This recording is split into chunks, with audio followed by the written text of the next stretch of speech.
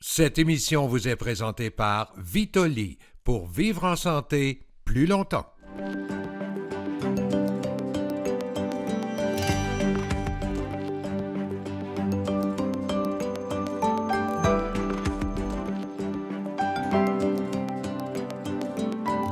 Bonjour tout le monde, bienvenue à l'émission La santé autrement, émission durant laquelle nous mettons en valeur les principes de la santé intégrative.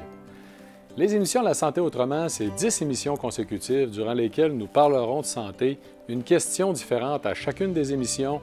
Nous allons parler entre autres d'Alzheimer, des douleurs chroniques, des antidépresseurs par exemple. Et à chaque émission, nous allons avoir des experts permanents à l'émission, une médecin, Dr Anne-Isabelle Dionne, un pharmacien, André Perrault, et un naturopathe agréé, M. Dino Alicas, qui vont venir discuter en fait de cette question-là avec nous, en plus d'un expert invité à chacune des émissions qui va changer donc à chacune des émissions, un expert de ce domaine. Et pour moi-même, pour ceux et celles qui ne me connaissaient pas encore, je suis docteur en biologie, chercheur dans le domaine de la longévité cellulaire.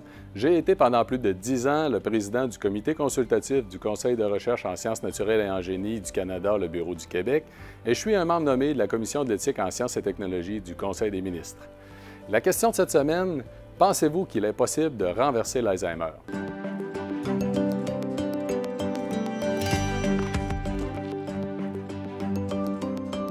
Oui, mais il faut que ça soit pris tôt. Pris tôt dans le processus avec des médecines alternatives. Avec les moyens qu'on a aujourd'hui, là, puis les nouvelles technologies, puis tout, là, la nouvelle séance, là, ça se guérit. Oui, d'après moi, oui. Avec la technologie qu'il y a aujourd'hui, là, ils sont capables. Pas vraiment. On peut améliorer, j'imagine, mais renverser ou accomplir à 100%, pas vraiment. Oui, tout à fait. Les recherches en sont la preuve. Je pense qu'il y a des choses à faire. C'est en marche. Probablement avec des études, là, mais savoir à quel âge que ça commence. Savoir aussi comment ça se passe dans tout ça. Mais je connais beaucoup de gens qui sont là-dedans, puis c'est pas le fun. De renverser, pour le moment, non. Présentement, je sais qu'il y a une pilule qui ralentit la maladie, mais renverser, je ne crois pas que ça existe.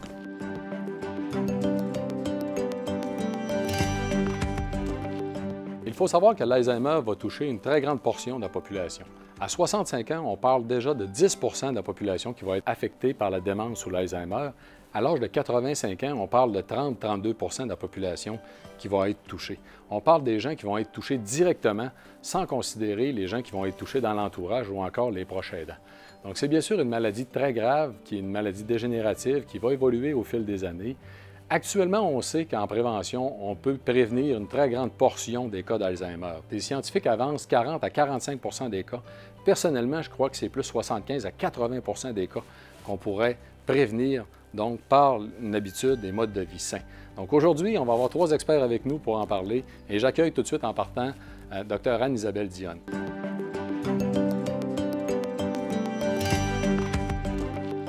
Bonjour Anne-Isabelle. Étant donné que c'est ta première intervention à l'émission comme experte permanente, je vais t'inviter à nous dire un mot sur ton parcours, à te présenter.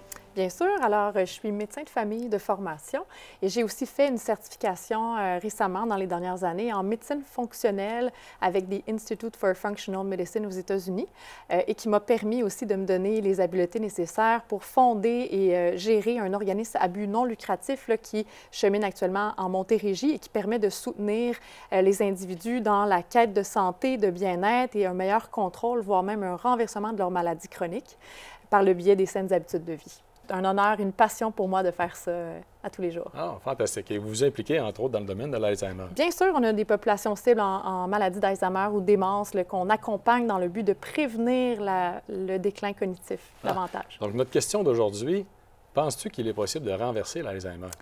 La réponse communément dite en médecine, c'est non. La maladie d'Alzheimer, elle est connue comme une maladie neurodégénérative, de sorte qu'il y a une destruction avancée du réseau neuronal au fil de l'âge qui rend l'individu totalement inapte à effectuer ses fonctions de base. Par contre, j'apporte une nuance à tout ça.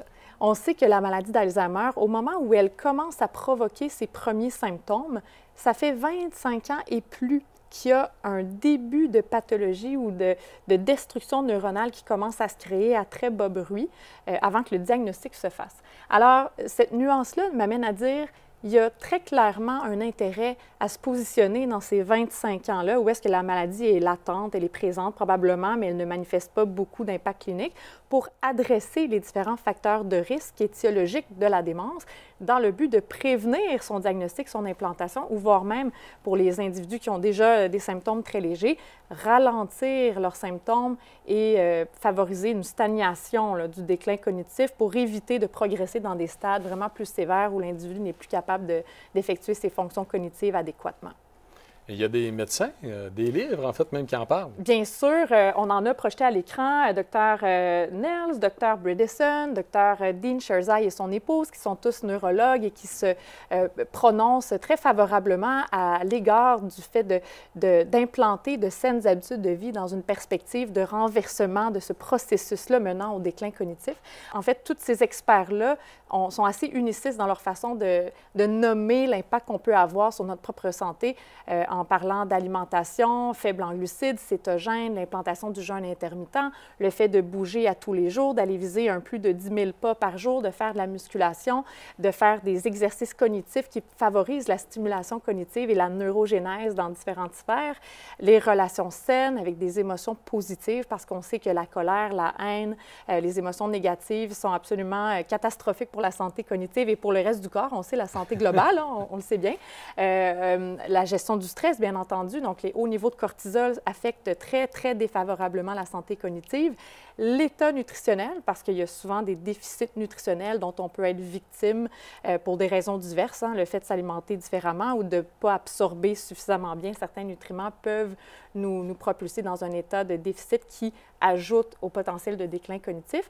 Le sommeil, il ne faut pas l'oublier. Alors, les gens qui ne dorment pas bien, qui ont de l'apnée du sommeil, qui ronflent, qui font des pauses respiratoires, qui ne sont pas jamais diagnostiqués, jamais traités, sont des individus très à risque et aussi d'avoir des manifestations qui vont mener vers le déclin cognitif ultérieurement. Donc, tous ces experts-là s'entendent pour dire qu'il y a beaucoup à faire dans tous ces pôles-là, dans le but de donner en fait au corps tous les building blocks, on dit en anglais, mais plutôt disons les éléments nécessaires pour favoriser le fait que les connexions neuronales soient optimales et surtout diminuer le processus inflammatoire qui peut être généré par différents comportements ou différentes maladies comme le diabète, la résistance à l'insuline, et qui va perpétuer le déclin cognitif par la pathogénèse, là. Donc les plaques de bêta-amyloïdes, les protéines tau qui s'accumulent dans les neurones pour créer une destruction progressive, là, essentiellement. Donc, en fait, tous les éléments que tu viens de nous parler, en fait, des habitudes de vie, toutes les facettes sont toutes des facettes qu'on pourrait appliquer pour réduire la progression du déclin cognitif. Absolument. Réduire l'impact aussi des symptômes chez les gens Absolument. qui sont atteints, en fait, de la maladie. Donc, il y a de l'espoir. Tout à fait. Bien, oui, il y a de l'espoir d'aller mieux.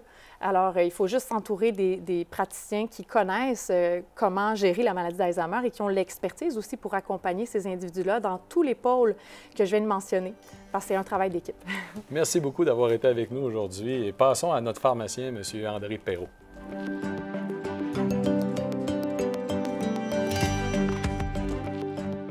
Bonjour André. Pour notre première émission, je vais t'inviter en fait à te présenter brièvement pour que les gens puissent savoir un peu qu'est-ce que c'est que ton parcours.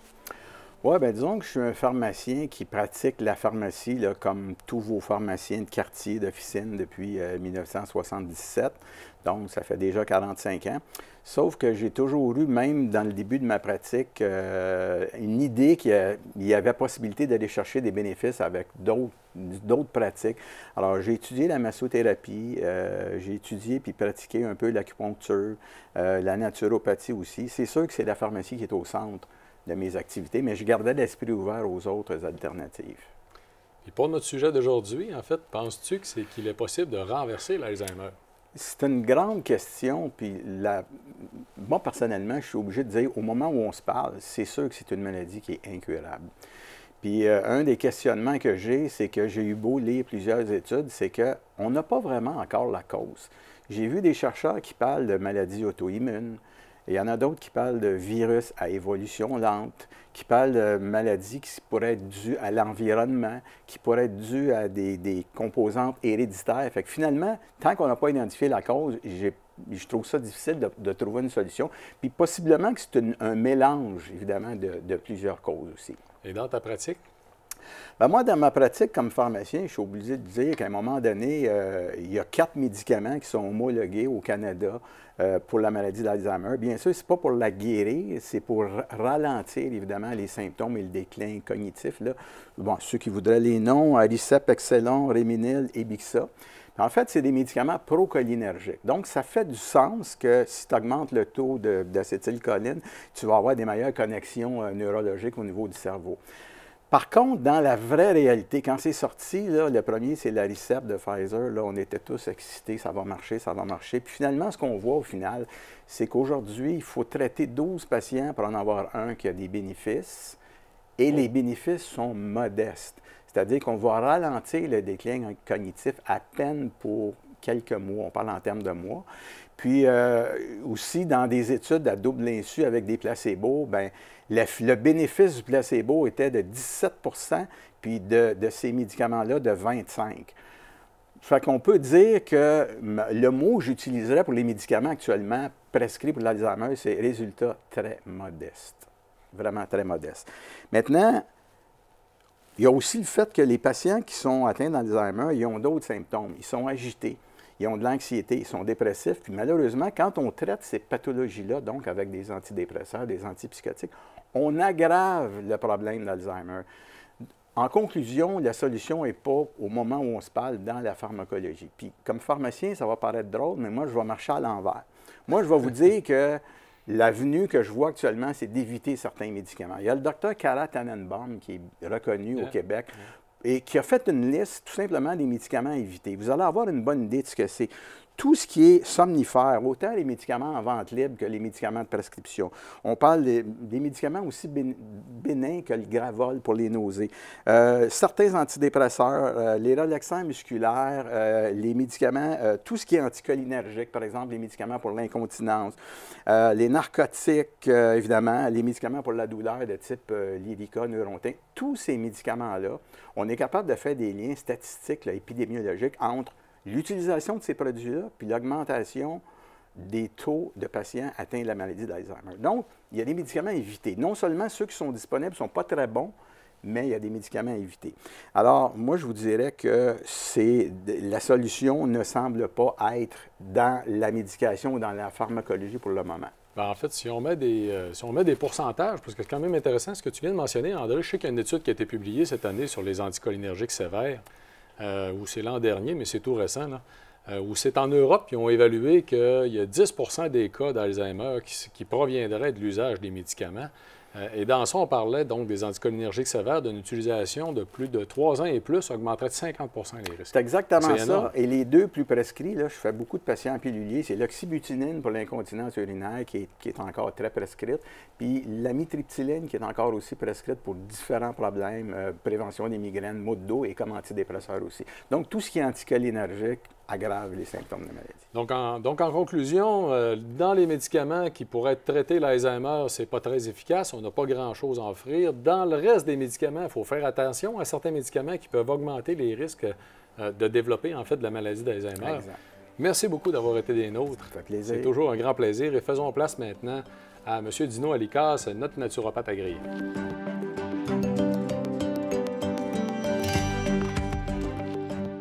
Bonjour Dino, bienvenue à l'émission. Merci beaucoup de l'invitation, Éric, c'est le fun d'être ici aujourd'hui. Étant donné que c'est notre première émission, je vais t'inviter en fait à dire un petit mot pour te présenter, que les gens puissent connaître. Bien sûr. Qu'est-ce que c'est que ton parcours? Bon, mon nom est Dino Alicas. Moi, je suis naturopathe agréé. J'ai aussi une formation en biologie médicale. Je m'intéresse beaucoup à la santé, à la science. Et inévitablement, mon parcours m'a emmené à m'intéresser aux saines habitudes de vie. Et donc, je suis tombé dans la naturopathie, l'étude des habitudes de vie des gens, tout ça, et j'ai adopté cette profession-là éventuellement. En fait, peux-tu nous en dire un petit peu plus? Qu'est-ce que c'est que la naturopathie? Bien, en fait, la naturopathie, effectivement, c'est une bonne question parce qu'il y a beaucoup de gens qui n'ont aucune idée de ce que c'est. C'est une profession, je dirais, si je veux résumer, de professionnels de la santé qui cherchent à trouver la cause des problématiques et à faire de la prévention et de l'éducation sur les saines habitudes de vie. C'est une profession qui est reconnue dans 6 provinces canadiennes, c'est-à-dire encadrée et réglementée, une vingtaine d'États américains et plusieurs pays à travers le monde. Malheureusement, ce n'est pas encore le cas au Québec. On souhaite bien sûr que ça arrive. On a créé les naturopathes agréés, un terme un peu protégé, une association qui nous permet d'avoir des gens qui ont une excellente formation et qui, une formation de base en sciences, etc., qui sont structurés un peu comme un ordre professionnel avec un code de déontologie, des règlements généraux, etc., et qui ont comme premier but de faire encadrer cette profession-là au Québec. On espère que ça sera dans les prochaines années, là, parce qu'il y a vraiment quelque chose d'intéressant, surtout du côté de la santé intégrative, en fait. Ah, bien, merci beaucoup. Merci beaucoup. Donc, la question d'aujourd'hui, penses-tu que c'est possible de renverser l'Alzheimer? En fait, c'est difficile à répondre parce que la science maintenant nous montre que c'est une maladie neurodégénérative. Je pense que le Dr Dion en a parlé. Donc, de notre point de vue, la meilleure façon d'éviter de développer, d'avoir une maladie, c'est de la prévenir, hein, d'éviter de la développer comme telle. On sait que comme c'est une maladie chronique, il y a certainement des habitudes de vie qui peuvent entrer dans le processus. Donc, nous, c'est notre expertise. On a une expertise particulière au niveau des suppléments, par exemple, et des vitamines, des minéraux, des nutriments, mais aussi sur les 4 piliers de la santé, c'est-à-dire l'alimentation, l'exercice, le sommeil et la gestion du stress. Si on arrive à éduquer les gens à se prendre en main, parce que c'est eux qui peuvent participer à leur santé, peu importe la maladie. On parle d'Alzheimer aujourd'hui, mais on va parler durant la série d'émissions du cancer, de la dépression, etc. C'est toujours un peu la même chose. L'approche naturopathique, c'est une approche d'évaluer la personne dans son ensemble, de trouver s'il y a des causes qui mènent à une problématique et d'essayer de corriger ces déficits-là, si on veut. Donc, ça peut être par donner certaines vitamines ou minéraux qui ne sont pas optimales dans l'alimentation, modifier certains principes alimentaires, améliorer la qualité de l'exercice. Anne-Isabelle en a beaucoup parlé, puis c'est super important. Il faut que les gens réalisent qu'ils peuvent participer à leur choix de vie qui mène à une santé, en fait, une meilleure santé, surtout au niveau du vieillissement. Donc, est-ce qu'on peut complètement la renverser? Je pense qu'on a probablement chez certains individus des prédispositions, mais on va en parler probablement dans le cours de l'émission. Exprimer nos gènes, c'est pas la même chose qu'avoir les gènes, donc ce qu'on appelle l'épigénétique. Donc, si on prévient cette expression-là, ça se peut que même si dans votre famille il y en a eu, vous ne le développiez pas. On réduise les risques. C'est ça, exactement. Parlons-en un peu de la réduction des risques. On ne l'a pas mentionné aujourd'hui, mais l'activité physique, tu as mentionné l'activité physique, c'est 50 de réduction des risques, juste l'activité physique. Tout à fait, exactement, parce que les contacts et la régénérescence neuronale est vraiment très impliquée. C'est comme si les gens séparaient le cerveau du reste de l'organisme. C'est toujours un peu surprenant de penser qu'une maladie de type maladie mentale, par exemple, même l'Alzheimer, tout ce qui touche le système nerveux, semble pas être lié à nos habitudes de vie et au contraire, c'est un organe comme un autre. Donc, clairement, si on fait attention à ce qu'on fait tous les jours, on peut arriver à réduire les risques de le développer et même ralentir la progression si on l'a déjà. Bien, merci beaucoup. Écoute, ça a été vraiment fantastique de t'entendre aujourd'hui nous parler justement de la prévention de l'Alzheimer. Ça va être un grand plaisir de discuter ensemble de santé intégrative au cours des émissions.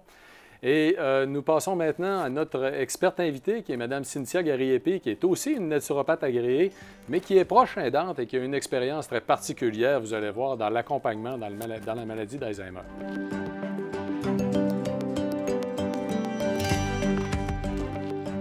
Bonjour Cynthia. Bonjour Eric. Je suis vraiment content que tu aies accepté notre invitation pour participer à nos émissions. Écoute, c'est fantastique d'avoir quelqu'un qui a mis en application les approches qu'on a discutées tout à l'heure dans le cadre de l'Alzheimer. Tu l'as fait avec ta mère. En fait, je suis vraiment content que tu puisses nous en parler.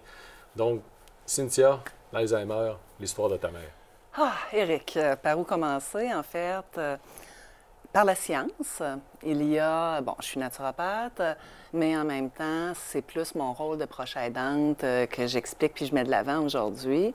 Mais je me suis basée pour toutes les interventions que j'ai faites avec ma mère, justement sur la science.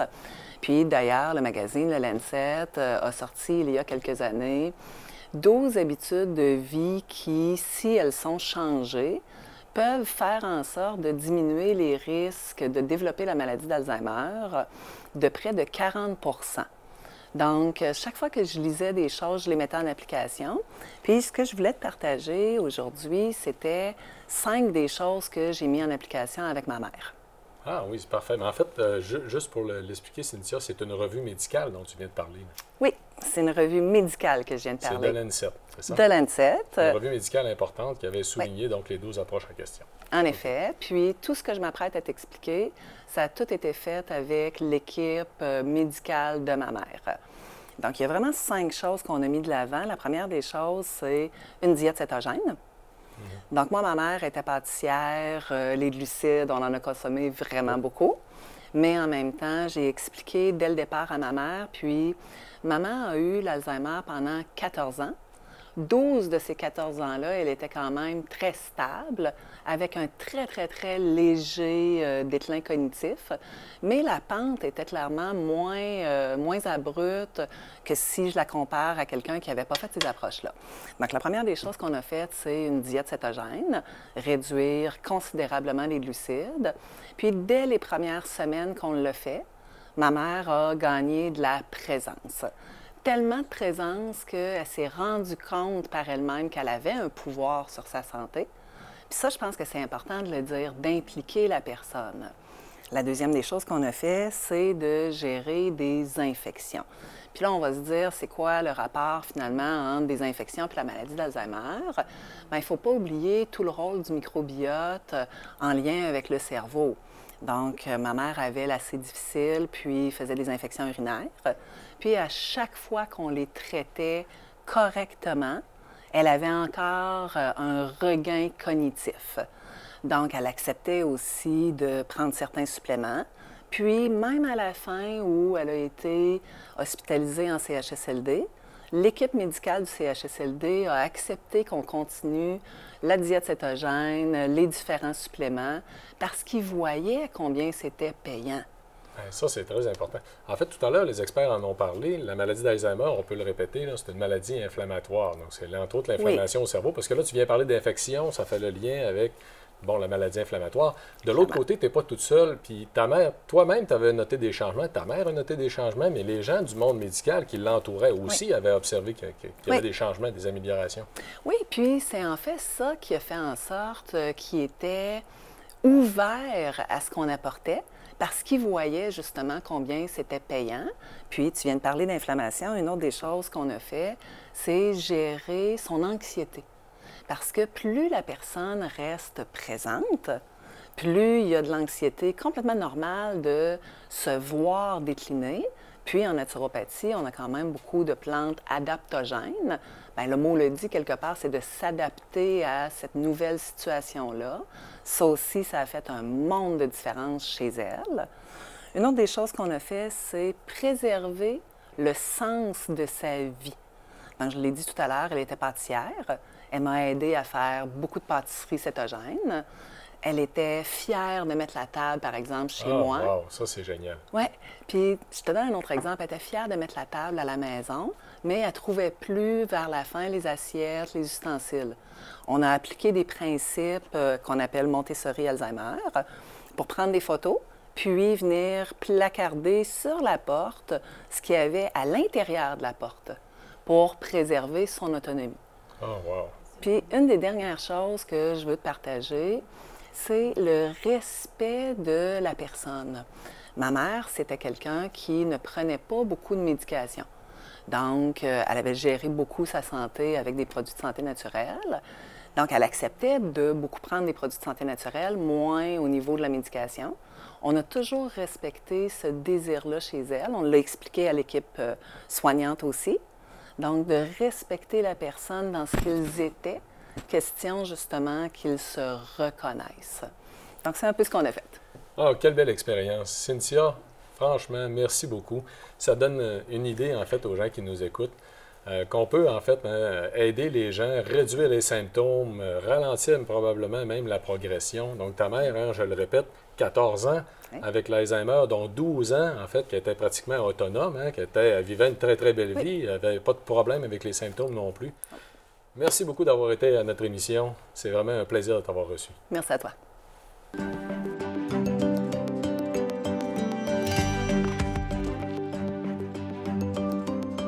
Donc, en conclusion, avec nos 3 experts, il faut savoir qu'au cours des prochaines années, on va avoir une augmentation très importante des cas de démence et d'Alzheimer dans la population. Une étude qui a été publiée en janvier cette année montre que partout dans le monde, on a des très, très fortes augmentations qui vont de 200 à 400 %. Donc, de là l'importance, entre autres, de parler de la maladie. On ne peut peut-être pas la renverser, mais on peut sûrement au moins prévenir, réduire l'incidence. Tout à fait, Éric. Je ne peux pas être plus convaincue que ça. Et comme médecin de famille, je vois à quel point on n'a pas assez d'outils. Une fois qu'on accompagne le patient à travers un processus de diagnostic, d'investigation, nos seuls outils, c'est de référer à la Société d'Alzheimer, certaines fondations qui peuvent le soutenir, favoriser une relocalisation vers un CHSLD, par exemple, si l'autonomie est fortement atteinte, ou générer un peu d'aide par la présence d'un aidant naturel ou de d'autres intervenants. Alors, c'est vraiment important de se pencher sur d'autres solutions pour nous permettre d'avoir plus d'outils comme cliniciens pour aider nos patients. Je pense que, encore une fois, la multidisciplinarité, aller chercher l'expertise de chacun qui peut avoir un impact dans la favorisation de comportements sains pour la santé cognitive et la solution à cette problématique-là. Je suis sûre que mes collègues seront d'accord avec ça. Il faut commencer à en parler rapidement. Il y a une problématique une fois qu'elle est installée, comme tu le décris, mais la réalité, c'est que si on réussissait à inclure ou inculquer des bonnes habitudes de vie plus tôt, fort probablement que cette maladie-là se développerait même pas chez beaucoup de gens. Je ne dis pas tout le monde, mais il y a beaucoup de gens qui auraient beaucoup moins de problèmes plus tard. Puis on ne parle pas juste d'Alzheimer, on parle de toutes les maladies chroniques. On voit cette courbe-là qui est parallèle à la courbe d'obésité, par exemple, à la courbe de diabète de type 2. C'est qu'on le sait que les causes ils sont multiples, c'est multifactoriel, mais doivent certainement venir de certaines de ces habitudes de vie. Absolument. C'est vraiment, il y a un gros bridging. Hein? C'est les mêmes facteurs de risque pour les maladies chroniques en général que la démence. Oui, exact. Puis contrairement à beaucoup d'autres domaines, on est obligé d'admettre que la bouée de sauvetage pharmacologique, là, malheureusement, malgré, mettons, dans les 20 dernières années, ça n'avance pas. Souvent, les gens espèrent qu'il y a une pilule qui va sortir avant que moi, je sois rendu à 70, 80 ou quoi que ce soit. Je vous le dis, là, pour la maladie d'Alzheimer, fiez-vous pas là-dessus. Alors, c'est d'autant plus important d'analyser en amont de la maladie qu'est-ce que je peux faire avant. Parce que, comme je vous dis, là, il n'y a rien sur le radar actuellement dans le pipeline qui est prometteur, disons. Absolument. C'est clair. De plus en plus, c'est ce qu'on voit. Autant plus important de ne pas dire « donne-moi quelque chose », mais plutôt de dire « je me prends en main, j'essaie de voir comment je peux améliorer ». En fait, c'est méconnu qu'on peut prévenir la maladie d'Alzheimer. Tout à l'heure, on a parlé de l'activité physique, j'ai mentionné le 50 je le sais par cœur. En fait, l'alimentation, la diète Mind, c'est 54 on peut nommer aussi la qualité de la vie sociale qui amène 30-35 de réduction de risque. C'est énorme, là. Donc, la qualité du sommeil aussi qui est là. Les travaux du Dr Cunin à Sherbrooke, entre autres, dans la région, qui soulignent le potentiel bénéfique des corps cétoniques, là, qui peuvent avoir une vertu pro-énergétique pour le cerveau. Alors, même pour les gens qui sont atteints, en fait. Dans ce cas, là, c'est aussi même pour les gens qui sont atteints de façon à ralentir la progression. Écoute, Éric, trouvez-vous un conjoint. Les gens qui sont en couple ont jusqu'à 30 à 50 moins de développement de la maladie de l'Alzheimer parce que c'est une forme de socialisation. Alors donc, trouvez-vous un conjoint. C'est un couple sain. Hein? Oui, merci à tous. Merci d'avoir été des nôtres. J'espère que ces informations sur la maladie d'Alzheimer vont vous aider à mieux comprendre ce que l'on peut faire pour réduire les risques, mais aussi réduire la vitesse de progression. Je vous invite à partager l'information avec les gens que vous connaissez de façon à nous aider à faire rayonner la santé intégrative. Et soyez avec nous la semaine prochaine, on va parler des antidépresseurs. À bientôt.